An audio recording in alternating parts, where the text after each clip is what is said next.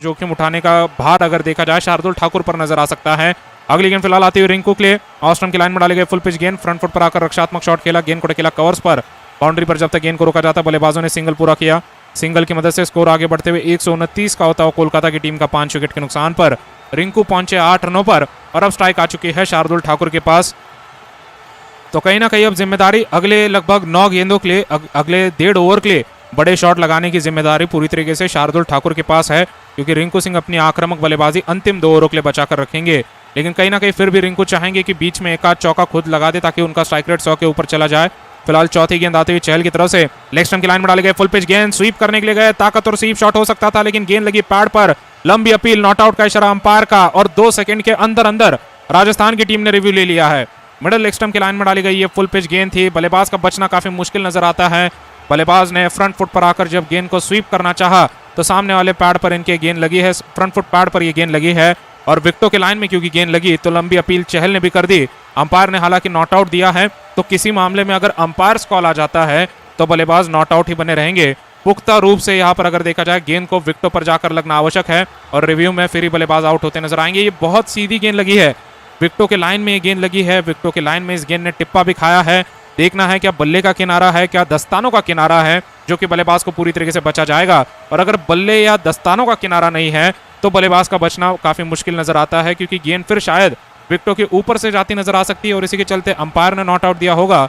लेकिन जब रिप्ले में देखा जा रहा है तो उछाल के मामले में भी बल्लेबाज फंस सकते हैं। हम देख पा रहे हैं युजवेंद्र चहल अंपायर से जाकर प्रश्न पूछते हुए कि नॉट आउट क्यों दिया गया, लेकिन हम देख पा रहे हैं किनारे के नजदीक से अब गेंद निकली है, अल्ट्रा एज में किनारा जांचा जा रहा है, किनारा नजर नहीं आता है। ये गेंद काफी सीधा पैड पर जाकर मिडल स्टंप के लाइन में लगी है।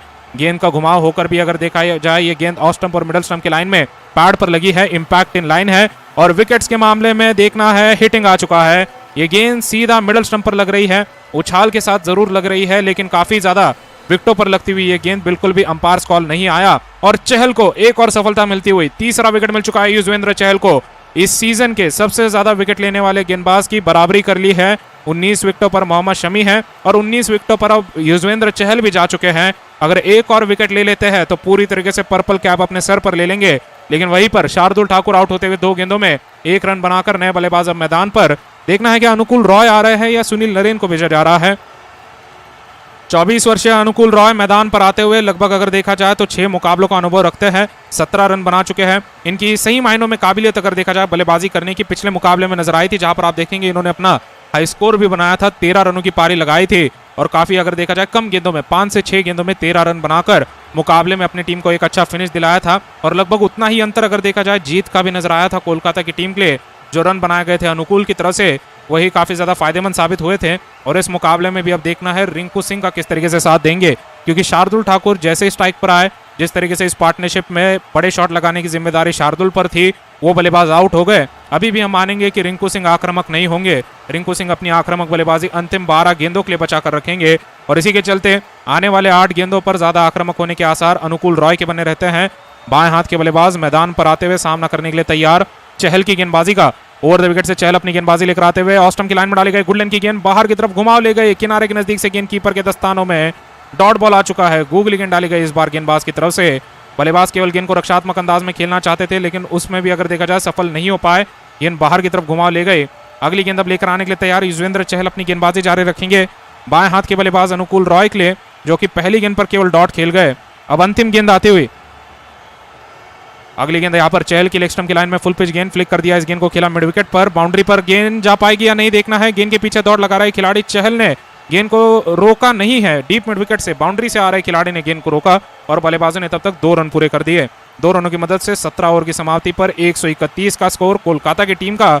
और चहल आज के दिन पर बहुत ही ज्यादा सफल गेंदबाज साबित होते हुए 1 ओवर में 2 विकेट ले गए। वेंकटेश अय्यर सेड बल्लेबाज को आउट किया, फिर उसके बाद शार्दुल ठाकुर को आउट किया और अब जब 18 गेंदें बची रहती है, पूरी जिम्मेदारी रिंकू सिंह पर एक और बार आ चुकी है एक अच्छा फिनिश दिलाने की।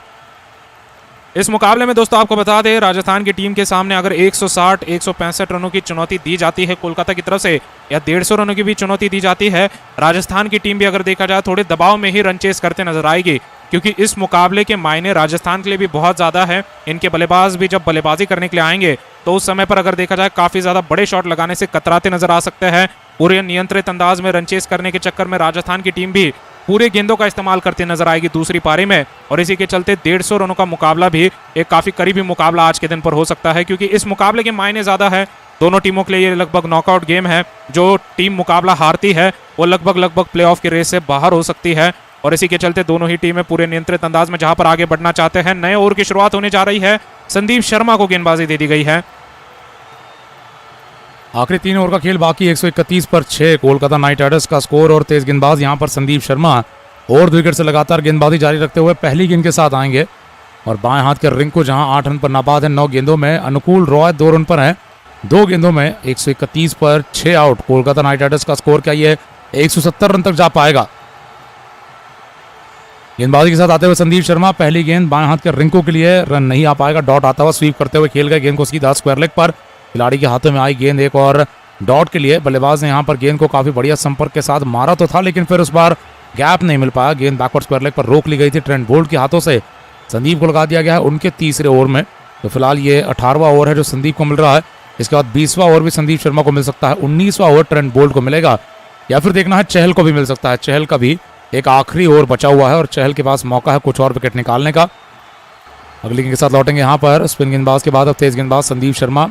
बाएं हाथ के बल्लेबाज रिंको के लिए गेंद ऑस्टन के बाहर से गेंद को लेट कट करना चाहा। गेंद कीपर के हाथों में अपील हो रही है, समय पर किनारे पर अपील हो रही है। यहाँ पर मान रहे हैं कि किनारा लगा है। संजू सैमसन ने अपील की, लेकिन ये केवल कहीं ना कहीं बल्लेबाज पर हल्का दबाव बनाने के लिए थोड़ा अब ऐसा लग रहा है कि मजाक कर रहे थे संजू सैमसन। रिव्यू की कोई बातचीत नहीं हो रही है। ऑस्टन के बाहर एंगल के साथ यॉर्कर लेंथ पर यह गेंद डाली गई बल्लेबाज के लिए। एक और डॉट बॉल आ चुका है और लगातार 2 डॉट बॉल के बाद संदीप शर्मा अपने तीसरे ओवर में लगे रहेंगे।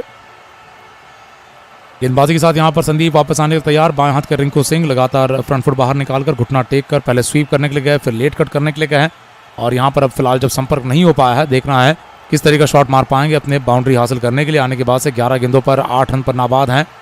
व्हाइट बॉल डालकर गेंदबाज के लिए यहाँ पर देख रहा है बाउंसर गेंद थी, लेकिन फिर अंपायर ने हाथ नहीं खोले हैं। रिंकू सिंह ने सोचा यहाँ पर व्हाइट बॉल होगा और गेंद को छोड़ दिया। बाउंसर गेंद उन्हें लगा शायद उनके सर के ऊपर से जा रही है, लेकिन ये धीमे गति का बाउंसर था जो टिप्पा खाने के बाद बल्लेबाज तक तो ये उछाल के साथ गेंद नजर आई, लेकिन अचानक से गेंद डिप हो गई, लो रही और विकेट कीपर ने अपने घुटनों के नीचे गेंद को पकड़ा है। एक और डॉट आता हुआ। स्कोर 131 का है 6 विकेट नुकसान पर 18वें ओवर में। अनुकूल रॉय 2 रन पर हैं, रिंकू सिंह 8 रन पर हैं, और तेज गेंदबाजी लगातार जारी रखी जाएगी। संदीप शर्मा की तरफ से इस ओवर की ये चौथी गेंद होने वाली है। बाएं हाथ के बल्लेबाज संदीप शर्मा यहाँ पर सामना करेंगे। यहाँ पर रिंकू सिंह अगली गेंद, बल्लेबाज ने गेंद को ऑस्टन के बाहर से लेट कट करते हुए खेल दिया है बैकवर्ड पॉइंट पर। खिलाड़ी के हाथों में एक और डॉट के लिए। ये बहुत ज़्यादा दबाव आता हुआ रिंकू सिंह पर। बड़ा शॉट मारने की इच्छा यहाँ पर लगातार है, लेकिन किसी तरीके से विकेट के पीछे गेंद को मारना चाहते थे।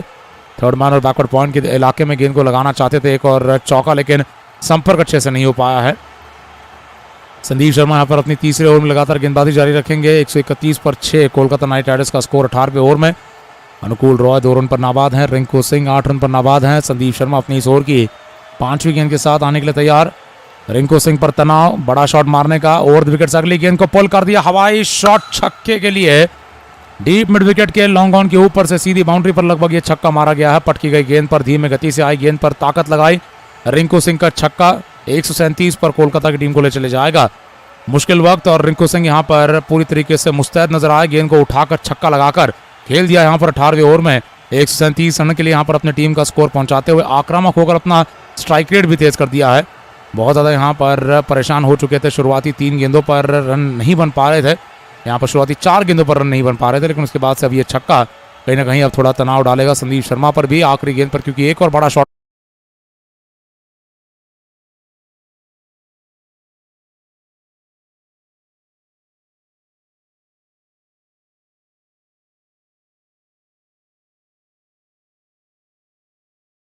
पर 2 रन भागने की कोशिश में है और पूरा कर जाएंगे दूसरा रन। अब फुल लेंथ गेंद को ड्राइव किया सीधी बाउंड्री पर। आसान सिंगल तो था, लेकिन फिर डबल लेने में मुश्किलें पैदा हो सकती थी। 18वें ओवर में 139 पर 6 कोलकाता नाइट राइडर्स का स्कोर है। रॉय 2 पर हैं, रिंकू सिंह 16 रन पर नाबाद हैं, और संदीप शर्मा अपनी गेंदबाजी के साथ लगातार यहाँ पर अब सस्ते साबित होते हुए। कुल मिलाकर पिछले ओवर में देखा जाए, यहाँ पर संदीप शर्मा ने उसमें केवल एक ही बार बल्लेबाज को भागने का मौका मिला। सिंगल लगातार रोके गए सर्कल के अंदर बैकवर्ड पॉइंट पर, बैकवर्ड स्क्वायर लेग पर, और जब छक्का मारा गया है उसके बाद से रन गति थोड़ी तेज हुई है।